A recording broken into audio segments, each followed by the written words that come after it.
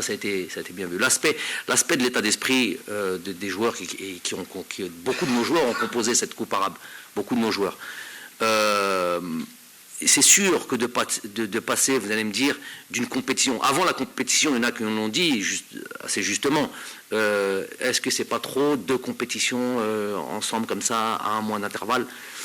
Oui, in fine, on peut dire que c'est trop, parce que quand on a vu des joueurs arriver, et pour en avoir discuté avec eux, des joueurs importants de notre équipe, de dire que émotionnellement plus ou moins vidés, parce que c'est pas juste l'aspect physiologique et l'aspect physique d'avoir joué plusieurs matchs à 120 minutes pour certains joueurs durant la Coupe arabe. Donc c'est pas juste ça, c'est l'aspect et des fois c'est plus important, l'aspect émotionnel, se reconcentrer, ravoir très très très fin pour gagner, pour faire un bon parcours, voire gagner une compétition telle que la Coupe d'Afrique, qui est d'un niveau complètement différent. Faut pas, ça il faut se le dire. C'est beaucoup de force mentale, énormément de force mentale. Mais si tu n'as plus rien, parce que tu as épuisé entre guillemets, tous tes neurones, et que tu n'as plus cette force de dépassement de soi, que tu n'as plus ça c'est mental. C'est vrai que ça devient problématique.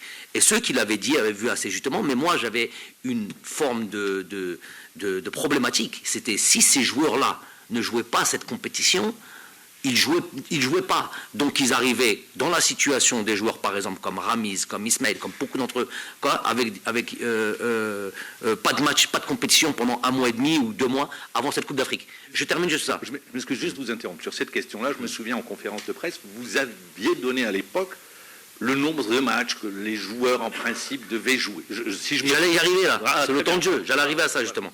Donc, donc on est obligé de les laisser jouer, obligé qu'ils jouent, mais, et ce que vous avez dit, avec, bien sûr, tout ce qu'on imagine, ça a toujours été en concertation, une gestion des temps de jeu.